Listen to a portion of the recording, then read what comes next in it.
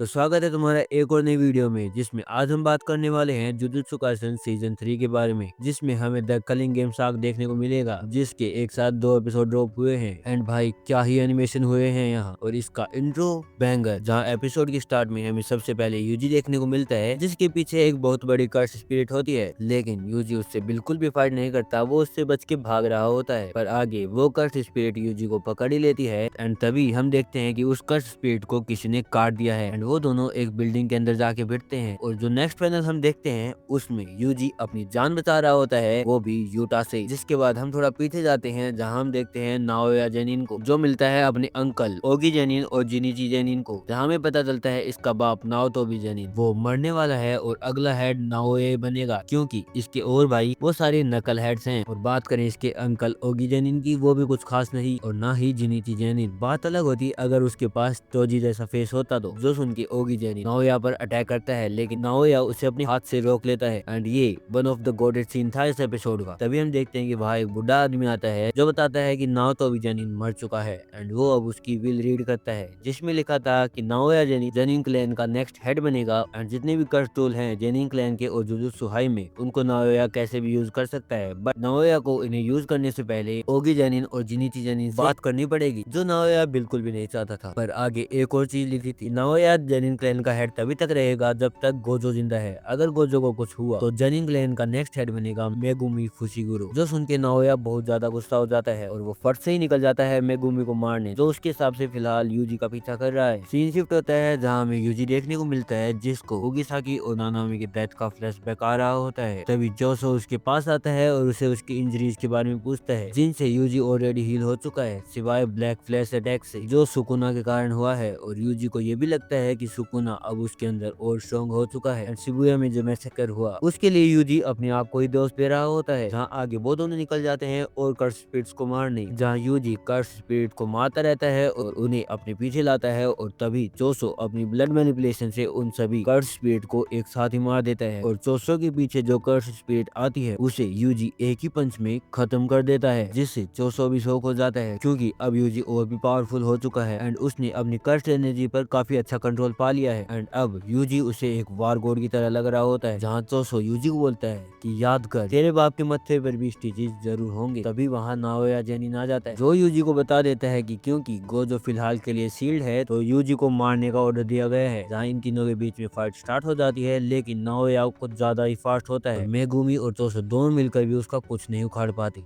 तभी वो तीनों एक साथ ही बहुत ज्यादा ही कर्स एनर्जी फील करते हैं। एंड ये और कोई नहीं, अपना यूटा ही था, जहाँ नाओया यूटा को बताने लग जाता है कि मैं तेरा अलाई हूँ। इतने में चोसो यूजी को भागने को बोलता है, एंड चोसो इन दोनों को पीछे से रोकने का ट्राई करेगा, लेकिन नाओया उसे रोक देता है। एंड यूटा भी यूजी के पीछे भाग रहा होता है। जहाँ अब आते हैं हम प्रेजेंट में, और यूटा यूजी फाइट कर रहे होते हैं, जिसमें यूटा यूजी पर डोमिनेट कर रहा होता है। एंड वो यूजी को ये भी बताता है मेरे पास गोजो से भी ज्यादा कर्स एनर्जी है, पर क्योंकि गोजो के पास 6 साइज है, तो वो कर्स एनर्जी को ज्यादा अच्छी तरीके से यूज कर पाता है, और उसकी कर्स एनर्जी कभी खत्म नहीं होती। वहीं यूटा ऐसा नहीं कर पाता, एंड उसकी कर्स एनर्जी खत्म भी हो जाती है। इसीलिए वो अब जल्दी से यूजी को मारना चाहता है। जहाँ यूजी भी यूटा की मूव प्रिडिक्ट नहीं कर पाता, क्योंकि यूटा की कर्स एनर्जी कुछ अजीब तरीके से मूव कर रही होती है। आगे उन दोनों की दोबारा फाइट स्टार्ट होती है, जहाँ यूजी ने भी एक नाइफ उठा लिया है। एंड उसे गोजो की एक बात याद आती है, कुछ कर्स यूजर टूल्स यूज करते हैं, एंड वो टूल्स पर ही डिपेंडेंट हो जाते हैं, जो यूजी को बिल्कुल भी नहीं करना है। इसीलिए यूजी को वो नाइफ भी चलाना नहीं आता, लेकिन अगली अटैक में वो उस नाइफ से यूटा की ब्लेड जरूर तोड़ देता है, जिससे यूटा शॉक तो होता है, लेकिन उसे याद आता है कि यूजी भी गोजो का स्टूडेंट है। अब क्योंकि वो दोनों अनार्म्ड है, तो यूजी को लगता है कि वो यूटा से हैंड टू हैंड कॉम्बैट में अच्छे से टक्कर दे पाएगा। लेकिन तभी पीछे से आती है रिका, जिसके कर्स एनर्जी से यूजी की फट ही जाती है। एंड इतने में यूटा आता है और अपनी टूटी हुई ब्लेड यूजी के दिल में घुसा देता है। यही एपिसोड 1 एंड हो जाता है, जहाँ एपिसोड 2 के स्टार्ट में हम देखते हैं कि मेगुमी अपनी बहन से मिलकर जा रहा होता है। सीन शिफ्ट होता है चोसो नाओया पर, जहाँ नाओया चोसो को बहुत गंदी तरीके से धो रहा होता है, क्योंकि चोसो नाओया के अटैक भी नहीं देख पाता। पर आगे चोसो अपनी ब्लड मैनिपुलेशन वाली पावर अपनी आईज में यूज करता है, जिससे वो नाओया के मूवमेंट्स देख पाता है। पर तभी नाओया अपनी ब्लेड से चोसो को स्टैब कर देता है। एंड एक सोर्सर जो वेपन यूज करे, ये नाओया को भी बकवास लगता है, और इसके सारे बड़े भाई भी वेपन यूज करते हैं। यही नाओया चोसो को ये भी बताता है कि उसे उसके बड़े भाई बिल्कुल भी पसंद नहीं, क्योंकि नाओया के हिसाब से एक बड़ा भाई जो अपने छोटे भाई से कमजोर कमजोर है उसे मर जाना चाहिए। वहीं चोसो उसे समझाता है कि एक बड़ा भाई क्या होता है एंड वो उसे ये भी बताता है कि आज जो तू है वो तेरे बड़े भाई के कारण है। अगर बड़ा भाई कोई गलत रास्ता चूज करता है तो वो अपने छोटे भाई को अच्छा रास्ता दिखाएगा, और अगर बड़ा भाई अच्छा रास्ता चूज करता है तो छोटा भाई अपने बड़े भाई को फॉलो करेगा। एंड तभी नाओया देखता है कि उसके पैरों में चोसो का ब्लड ही ब्लड है और पीछे से बहुत सारा ब्लड नाओया का पीछा कर रहा होता है, जो इतना था कि अगर कोई नॉर्मल बंदा होता तो मर जाता। वहीं हमें बताया जाता है कि यहाँ चोसो ने यूज किया है डेथ पेंटिंग, जिससे चोसो ने अपनी कर्स एनर्जी को ब्लड में ट्रांसफॉर्म कर लिया है और वो तब तक नहीं मरेगा जब तक उसकी कर्स एनर्जी खत्म नहीं होगी। और अब पूरे टनल के अंदर चोसो का खून ही खून है और वहाँ नाओया और चोसो दोनों खड़े हैं, जहाँ नाओया को अपने पैर थोड़े भारी फील होते हैं क्योंकि चोसो ने अपने ब्लड को टाइटन कर लिया होता है। वहीं चोसो भी उसकी तरफ अब एम लगाए खड़ा था और नाओया बताता है कि उसे इस सब से कुछ प्रॉब्लम नहीं है क्योंकि उसकी पावर 24 FPS के हिसाब से मूव करती है, इसीलिए वो चोसो पर अटैक करने जाता है और देखता है कि चोसो उस पर अटैक कर ही नहीं रहा होता, जहाँ चोसो अपना खुद का अटैक यूज करता है, जिससे जो ब्लड ड्रॉप ऊपर से गिर रही होती है वो ही एक बम की तरह ब्लास्ट होती है और नाओया उसके अंदर बहुत बुरी तरीके से फंस जाता है और गिर भी जाता है।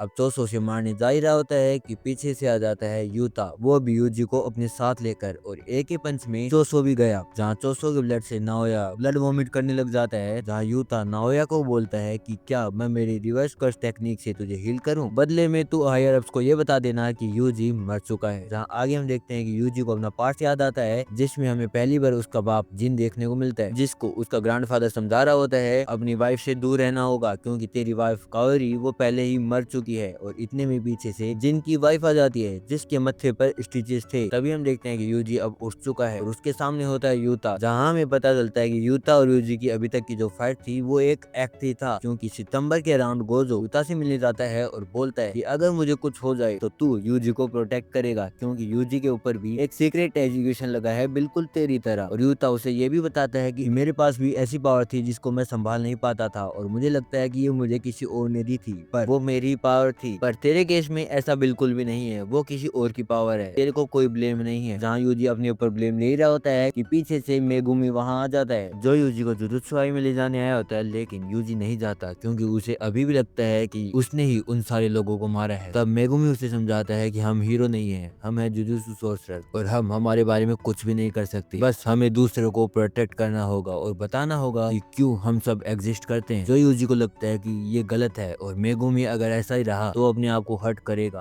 पर मेगुमी आगे उसे बताता है कि सबसे पहले तुझे मेरी ही हेल्प करनी होगी क्योंकि किंजाकू के इस कलिंग गेम में मेगुमी की बहन सुमे की भी एक प्लेयर है। जो सुन के यूजी भी शौक हो जाता है। जहाँ आगे यूजी यूता को बताता है कि शिबुया में सुकुना ने उस पर कंट्रोल पा लिया था क्योंकि उसे एक साथ 10 फिंगर खिला दी गई थी, तो अभी उसके अंदर सुकुना की 15 फिंगर्स हैं और अगर अब वो बाकी 5 फिंगर्स खा भी लेता है तो भी सुकुना उस पर कंट्रोल नहीं कर पाएगा। लेकिन अगर दोबारा ये सब होता है तो यूता तुम मुझे मार देना, जिसमें यूता बोलता है कोई दिक्कत नहीं है। जहाँ अब मेगुमी उसे बताता है कि सबसे पहले उन्हें जुजुत्सु हाई में जाना होगा और पता लगाना होगा 2 क्वेश्चंस का, जिसमें पहला था कि वो सब गोजो को उस सील से बाहर कैसे निकाले और दूसरा केंजाकू इस कलिंग गेम से क्या करना चाहता है, जिसका आंसर होगा तेनगिन के पास। लेकिन दिक्कत यहाँ ये आ जाती है कि 1000 डोर सफल करते रहते हैं और कोई एक ही डोर है जो उन्हें तेनगिन के पास पहुंचाएगा, जिसमें इनकी हेल्प करेगा चोसो, जो हमें आगे पता चलेगा। सीन शिफ्ट होता है जहाँ वो सभी जुजुत्सु हाई में आ जाते हैं और माकी एंड यूकी से मिलते हैं, जहाँ माकी मेगुमी से तेनगिन की बैरियर के बारे में पूछती है, जिसके बारे में हमें चोसो बताता है कि जिस दरवाजे के पीछे तेनगिन है उसी के पीछे जुजुत्सु हाई का वॉल्ट भी है, जिसमें कर्स टूल और कर्स स्पिरिट भी है, जहाँ इसके 6 भाई कैद हैं और ये अपनी पावर के साइड इफेक्ट से अपने भाइयों की प्रेजेंस फील कर पाता है, जिससे ये सभी तेनगिन के पास पहुंच ही जाएंगे। जो सुनने के बाद माकी पूछती है वो सब तो ठीक है लेकिन तू है कौन? तब यूजी बोलता है कि फिलहाल के लिए तुम इसे मेरा बड़ा भाई मान लो। जो सुन के चोसो काफी खुश होता है। जहाँ चोसो को पीछा करते हुए वो तेनगिन के पास जा रहे होते हैं, जहाँ उन्हें ब्लड स्टेन्स भी दिखते हैं, जिन्हें देख के यूजी पूछते हैं कि ये क्या है, जिसके बारे में यूकी बताती है कि ये 12 साल पहले का एक इवेंट था और उसी दिन से ये सारा भंड खराबा स्टार्ट हुआ था। जिसके बाद वो सभी मेन हॉल में पहुंच जाते हैं, जो पूरा प्लेन व्हाइट होता है, लेकिन वहाँ भी उन्हें तेनगिन नहीं दिखता क्योंकि यूकी को लगता है कि तेनगिन उन्हें रिजेक्ट कर रहा होता है और उसे लगता था कि क्योंकि अब 6 साइज सील्ड है तेनगिन इन्हें दिख ही जाएगा, लेकिन वो गलत थी। फिलहाल भी